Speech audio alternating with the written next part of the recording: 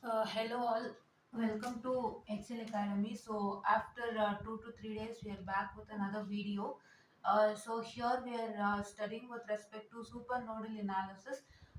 So we studied with respect to problems on nodal analysis. So they are quite problem with respect to nodal analysis, having one single voltage at the between the branches. Okay, so here at one of its branches, but one single voltage at one of its branches.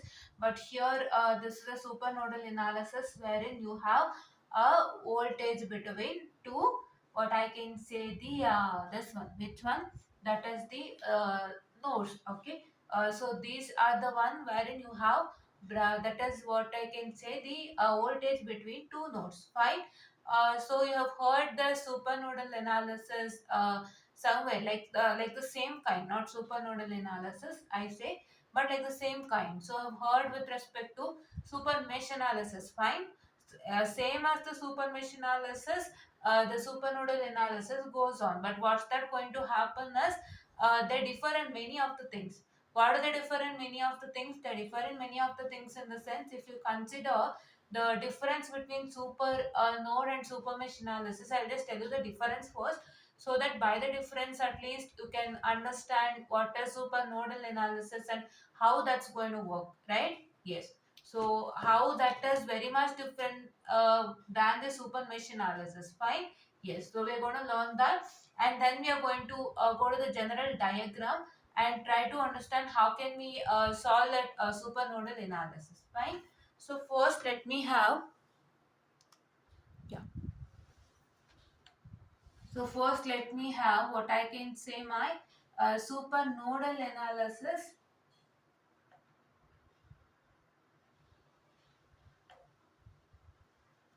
and here let me write super mesh.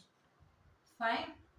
So please do try to understand, we are making the difference between super nodal analysis and super mesh analysis. So this difference is very much important to differentiate between super node and super mesh analysis, so that you would be more clear. Fine. So the very basic difference that you can see is that, just a minute, I'm going to write analysis. I'll finish this. Okay. So, very basic difference that you can see is that, so here you can see two different words in the written thing. See here, it is one is node and one is mesh. Fine, node and mesh. So this is only telling how different is the both. Fine. What is a node? Node is the point where two or more, what I can say, elements are connecting at a point, meeting at a point, right? What is a mesh? A mesh is the one wherein you have all the elements in a closed path. Fine. So you know what is node and mesh. So that is why the node and mesh are quite different. So that is why in the very first point you can say that this is applied for node and this is applied for mesh. Fine. Yes.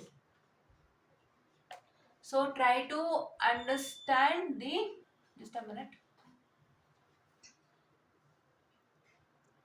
Just a minute, students. So sorry. Yeah, now it's good. Okay. So let me try to understand the difference between the both. Fine. Applied for node and applied for mesh. Here I have to write. I'm so sorry.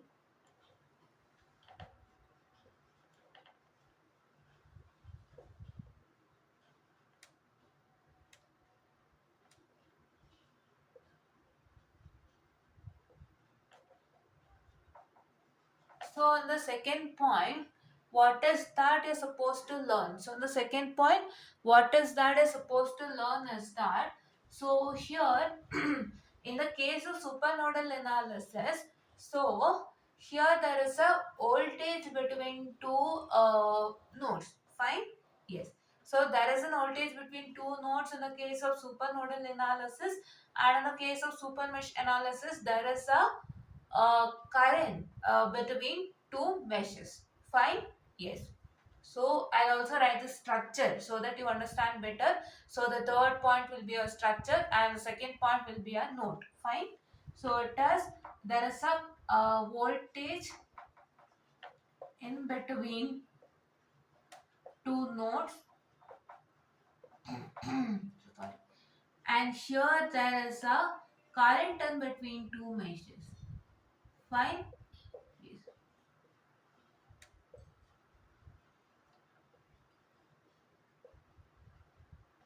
So now here in the third point, fine. So in the third point, what we are supposed to consider. So in the third point, what we are supposed to consider is that. So let me tell you about that. Okay. So what we are going to consider is that. So the diagram, right? I told you we are going to write the structure for these two things. Fine. Okay. So just a minute. I'm so sorry. I'll just rewrite this. So I need some space. Okay.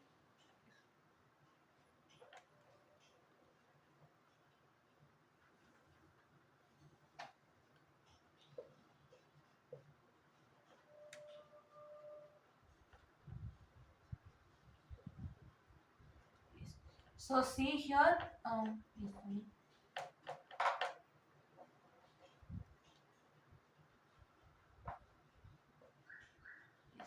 So now we are going to write the basic structure of this particular. So how does the basic structure of this particular look like?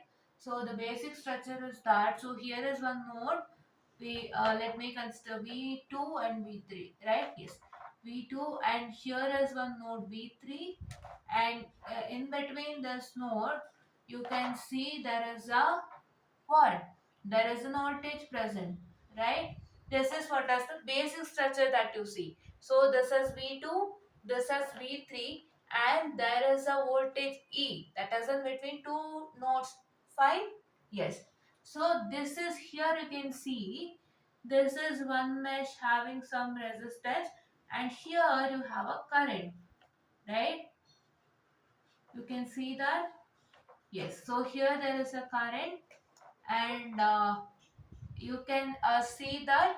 So this is what is my super, which one, that is super mesh analysis. Fine. This is what is my super mesh analysis. Here you can have some, what I can say, resistance in between here, or you can keep it as it is.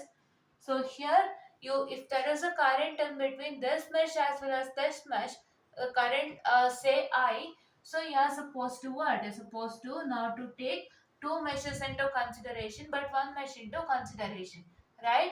And the process, what, and the process is the same here. What process is the same? So how can the process be same, you can ask, because here it is node and there it is mesh, and here there is an voltage in between two node and there is a current in between two meshes, and how come the procedure will be same for node and a mesh, right? Yes, I'll tell you. So here if you consider the procedure part, so what's that going to happen is that, so let us only discuss this much today, and we are going to draw the diagram with respect to nodal analysis, and let us solve the equation. Fine.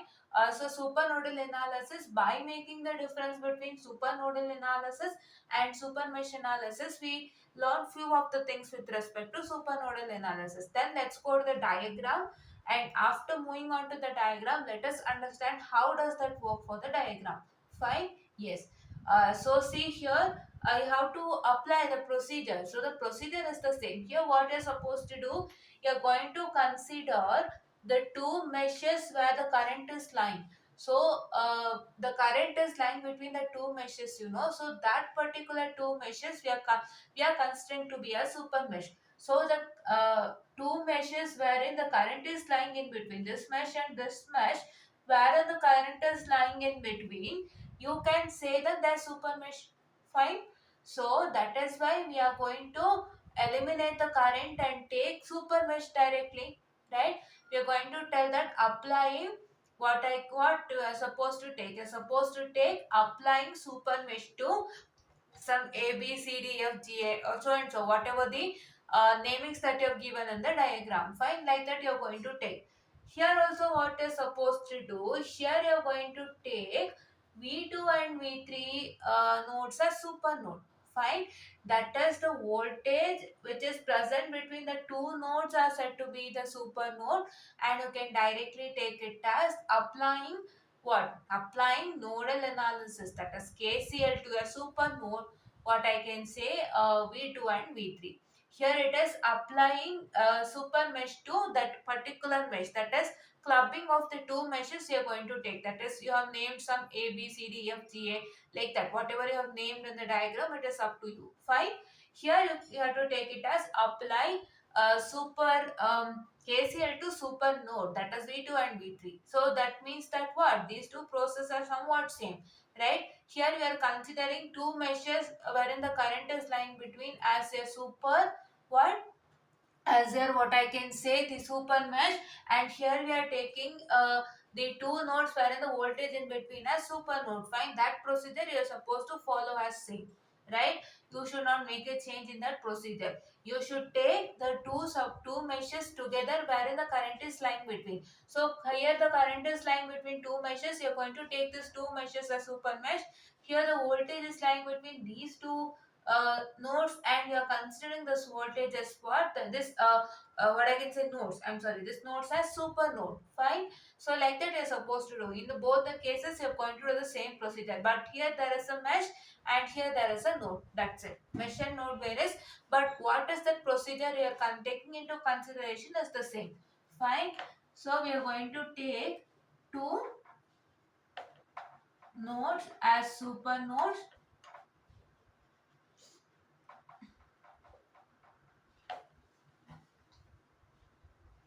and two meshes as super mesh.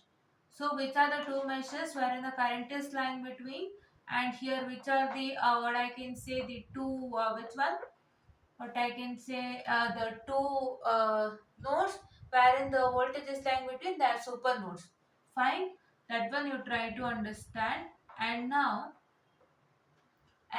dear students, let us draw the diagram and try to know what is the how does the supernodal analysis work. Fine. I guess you got to know what is supernodal analysis. They are only applied for node, and they have voltage in between two nodes. That is, this is the voltage in between two nodes, and here we are going to consider the two nodes wherein the voltage in between are super nodes, and we are going to solve for those two nodes directly. So what's that going to happen is that here you get an equation, say what? That is V2 minus V3 is equal to this voltage. Fine. Here. So let me write that. So here you get an equation, say V2 minus V3 is equal to E, and here you get an equation, say what? If this is say yeah, if this is say you will get an equation stating that, just a minute students, I'm really sorry for the distraction that is happening over here. Minute for me. Yes. So here it is, I what I can say, I1 minus I2 is equal to I. Fine. This is, just a minute, let me consider this current as I1. So sorry, this current as I1 and this current as I2. Let me consider this current as I. So this is I1 minus I2 which is equal to I. So like that you get an equation. Here also you get a three equation, but what is that going to happen is that we are going to we are going to take what I can say the this one, that is the subtraction of two currents is equal to this given current. Fine. And here you have one more methodology to solve. What is that methodology is that here you can give what I can say the current, that is you can assign an unknown current to the branch which contains an ideal voltage source. So here if you assign an unknown current to the branch which consists of an ideal voltage source, so you apply KCL to all the three equations and you get this equation along with. Fine. KCL to all the nodes as well as you get this equation. So that is what is going to happen is that, so you get four equation and four unknowns where solution is tedious and lengthy. How that works is, I'll tell you about that. An unknown current is assigned to the branch which contains an ideal voltage source. So that is, here there is an ideal voltage source and you apply an unknown current to this branch, that is assign an unknown current to this branch. Fine. So the Kirchhoff current laws apply to three nodes and three equations are obtained. I just told you now three nodes are, you have V1, V2 and V3. If you have, you try to apply for V1, V2 and V3. That is apply Kirchhoff current law to V1, V2 as well as V3. Fine? Yes. And applying Kirchhoff voltage law between nodes 2 and 3, we get one more equation. So that is, if you try to apply Kirchhoff voltage law between node 2 and 3. So if you try to apply Kirchhoff voltage law between node 2 and 3, that is this particular equation. So then you will get an one more equation. So then we have four equations and four unknowns wherein the solution is tedious and lengthy. Fine.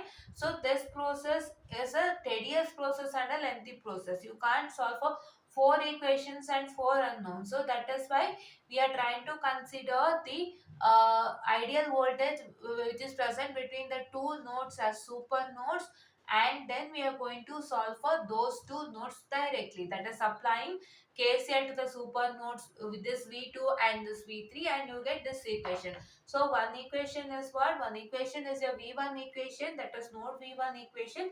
The second equation is the super node equation, and the third equation is this equation wherein we get three equation and three unknowns. You can solve it easily, right? We are solving only for three equations and three unknowns, and two equations and two unknowns, and not for four equations and four unknowns. Fine. We haven't solved it anywhere, so that's a tedious process. Fine. Okay. And here also your Kramer's rule comes into picture. Fine. I always tell you Kramer's rule is for exam. Fine. A calculator is for your simplicity. Why? Because it is easy that you can substitute in the calculator and get the result. But what's that going to happen for an exam, as your question will be of 10 marks or 8 marks or so. So the evaluator will expect Kramer's rule, right? If you see with respect to the scheme of valuation, I guess I have that somewhere, but I can't show it. So I'll just check it out with the scheme of valuation and try to tell you, right? I'll just check it now. So Kramer's rule, for Kramer's rule, he'll always opt for Kramer's rule in the exam. Okay, just check it out and tell you have it. Okay, yes, just a minute. So yes, students, I've been got the scheme of evaluation. So according to that, that particular question was for 7 marks. So he haven't included Kramer's rule because he has only included the process as well as power delivered question was there. So that he included. But for 8 or 10 marks, if he is asking, try to do Kramer's rule without fail. For 8 or 10 marks, Kramer's rule is a must, right? That is why all the textbooks and all the materials that you get, they're going to do the Kramer's rule, right? Yes. So that is why try to, what I can say, follow the this one, right? Try to follow what I can say, that is the this one. Which one? Kramer's rule for 8 and 10 marks question. For 7 marks question, there is no Kramer's rule to be solved. 7 and 6 marks, there is no Kramer's rule to be solved. Try to solve the three equations and try to write the resultant. Fine. Yes, here as it is not asked, I'm telling you according to the scheme of valuation, because this is only followed for you all. Fine. Yes. So now let me try to what I can say, this one. Okay, just a minute. Okay, let me try to solve that particular diagram. Okay, I have a certain a basic diagram for this. Let me use that and try to explain it to you. Wait a second. So yes, students, so this is what is the diagram. So here you can see, so don't mind my diagram, it is somewhat quite small. Okay, so here you can see, just a minute, I just kept it somewhere. Okay. So this diagram you can see here, there is an voltage, this is node V1, V2 and V3. Don't think that I have directly marked it, I'll tell you how. Okay. Here V1 is, how is that? So your V1 is a combination of this R3. So this resistance R3 is connected to here, and this current I3 is connected to here, and which one? So this point of resistance is connected to here. Which one? I'll just mark it in another color. So see here, this one, and this one. Whatever I'm highlighting, that is surrounding it in green color, these 3 points are connecting together at one point, say that is node V1. Fine, I marked it. See here, this one, and this one. The one which I marked in green color, rounded in green color. Fine. So those three, what I can say, it is being connected to one point that which I can call it as my V1. Fine. Yes. And V2. If you can see with respect to node V2, so here I'll mark it. So this one,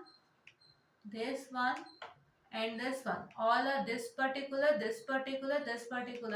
are meeting together at one point, say V2. Fine. Now V3. So for V3, so this particular point, 1, 2, 3, they are meeting at a point, say V3. Fine. Yes. So this is what is supposed to, what I can say, do. Fine. Yes. So now let me come to the construction of the equation. Fine. So this diagram is quite different. Can you see? We've all done with respect to the general diagram that we discussed with respect to nodal analysis. But here, general diagram with respect to nodal analysis is not coming into existence. The diagram is quite different.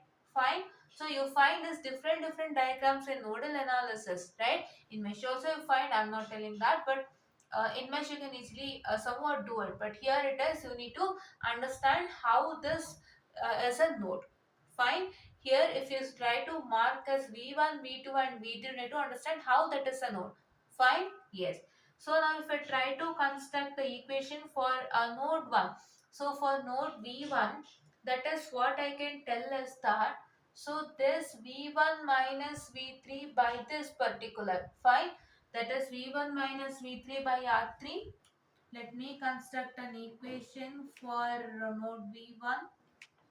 Which equation? KCL equation. Fine. Yes. Okay. KCL equation for node V1. So we have what? V1 minus V3 divided by how much?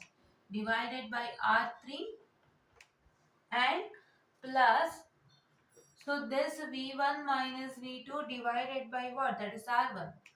Fine.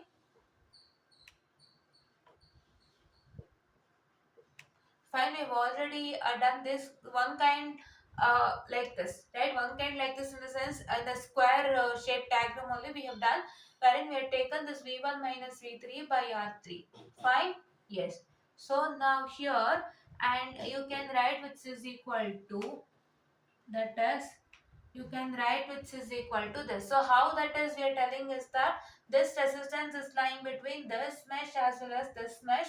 So that is why we are going to consider this V1 first, because we are going to consider the very first node that is being present to you. That is very first node which you are going to solve, and then minus this node wherein your resistance is being connected, divided by this. Fine. Yes. We've already discussed and we've seen many of the kind in the squared problems also with respect to the general diagrams also. Fine. Yes. So now it is equal to what? I1 plus I3. Fine. I1 plus I3. So which is I1? So this is I1 and this is I3. Fine. This is I1 and this is I3. So don't come into a conclusion that what I can say, there is a resistance in parallel with the current, so I need to do some source transformation procedure and the, don't go into that much extent. Fine. No need of going into that much extent. Don't come into that conclusion stating that here is one resistance, here is one current. So what is the process says that there is a current and parallel with the resistance, so I have to take, what I can say, my voltage in series with the resistance. Don't do all those things. So you can take this current outside here, right, to the equal side, and this current also to the equals side. Fine. Yes.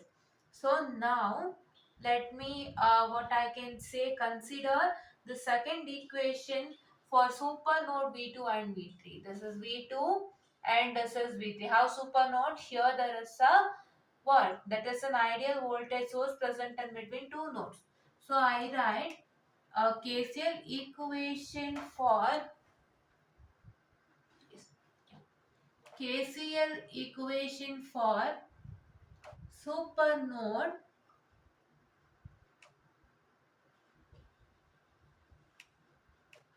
V2 and V3. I'm sorry. Yeah, okay. V2 and V3. So here one equation we got to know what, that is here we have written see V2 minus V3 is equal to E. So this is one equation, we are going to write it at the last, and that is one equation, students. Fine. Just a minute. Okay. So now coming on to the super mesh equation. So what I can tell is that, so we are going to consider what? We are going to consider that is V1 minus V3 by R3. This is what is for your V3. So whatever you are supposed to do for V2 and V3 separately, that is if you consider applying KCL for node V2 and applying KCL for node V3, if you consider separately, and whatever you construct an equation for that separately, you're going to club it together here. Fine. So this is V1 minus V3 by R3 as for V3. Right? For V3 you are supposed to do things. That one is this particular. Fine. Yes, just a minute.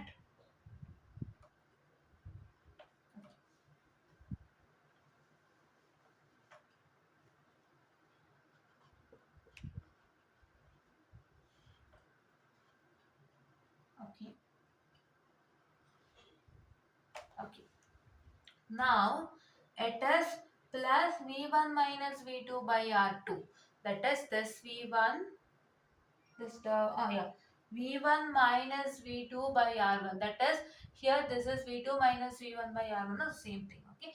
Plus V1 minus V2 by R1. This one only you're going to copy. Fine, just a minute. Okay. So R1, so which is equal to what?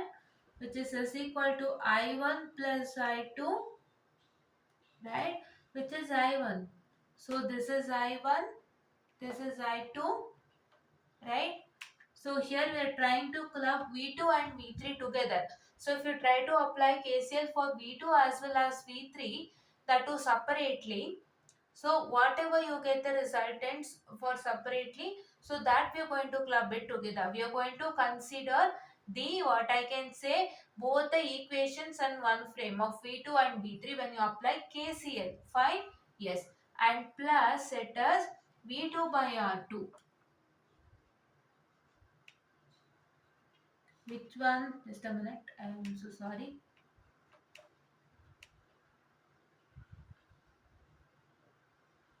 This V2 divided by R2. Fine. You got it? Yes. So this is what is supposed to understand, right? And the third equation is nothing. A third equation is that V2 minus V3 is equal to what? That is E. Fine. Yes. So now this is what is you're supposed to do, right? Yes. So if you try to solve this equation number 1, just a minute.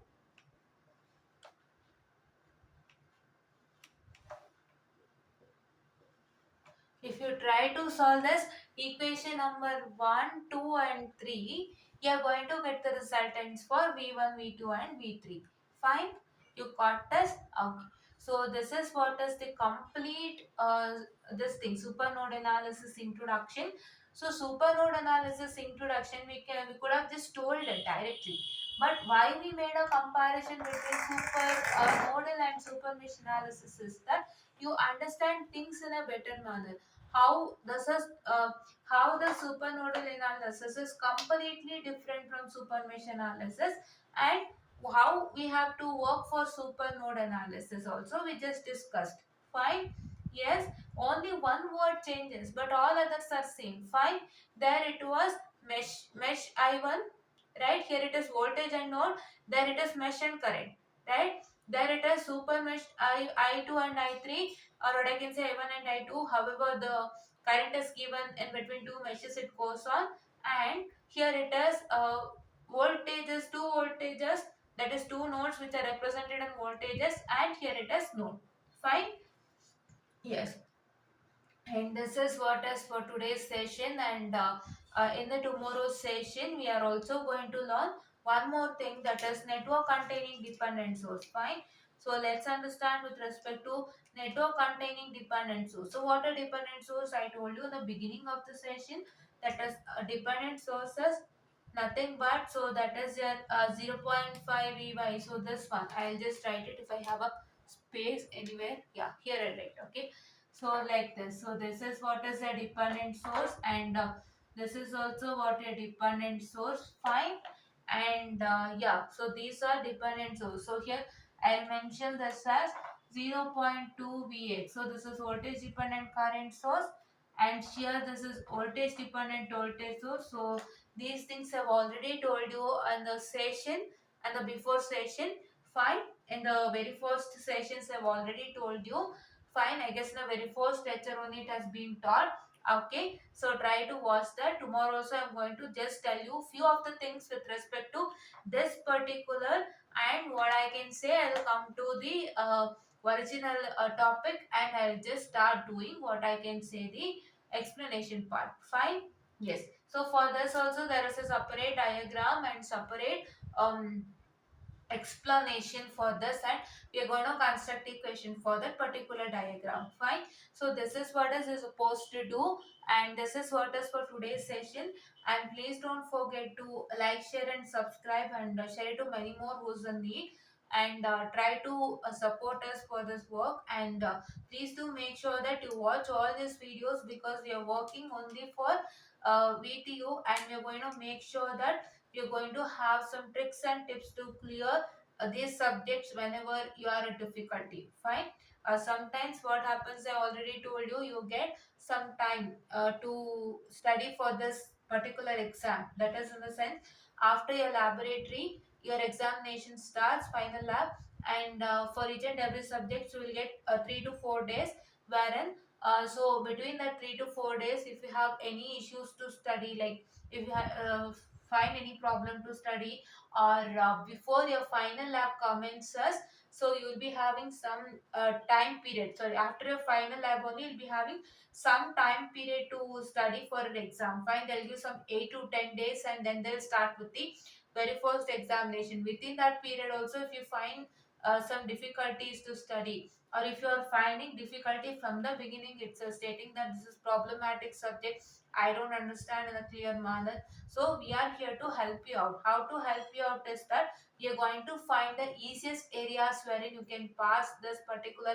examination, that is easiest topics in each and every module, and we are going to make a list of that, wherein so you are going to study those lists without fail, wherein those lists are easier to study and that are compulsory for exams. It will come compulsory for exams, and we are going to make a list of that, so that if you try to study those list, the concepts which is present in that list, and more problems on that, you can easily gain good results in exams. As you have controls concepts also, so controls concepts is also quite easier than this. So you can also gain good results in control concept with respect to block diagram, with respect to signal flow graph. It is really easier, students. You can gain marks with respect to signal flow graph. And one more thing concept is that I told you I'll be doing it later, because I still have many confusions with that, like questions. Okay, yes, we had something different. Here is something different. So I'll just check it out and tell, because I don't want to do it and make you confused, right? For me it was something different, and here it is something different. I'll check it out. Okay. So that particular thing, you can score marks in block diagram and signal flow graph. You can score marks with respect to the theory concept, that is open loop and closed loop system, and you can gain marks with respect to Bode plot graph, Nequist plot, the graphs which are there, and you can gain with respect to Ruth Hurwitz's criterion. That whole model you can easily gain marks. Ruth Hurwitz's criterion, and you can gain marks with respect to root locus graph. So that model is completely easier for you. So if you try to understand the easier points in control systems, and some part of easier points in circuits and circuits part, then you would really easier examination, because control system is having more weightage. Fine, here it is only 40, circuits is for only 40, controls is for 60. So try to start working more and more for controls. In controls there are many easier concepts wherein you can pass. So that is why we are also going to start controls very soon, and we are also going to find more and more easier areas and try to make it very simple. And we are also going to make sure that you will easily use this exam without fail. That is what you require, right? If it is a problematic subject, and if you I'm sorry, find it difficult to do, and if you don't know how to use these exams, then it would be really difficult. So we are working on it, and please do avail this facility without fail, and it's for free, and please do avail this facility. And this is what I was about to tell you, and thank you.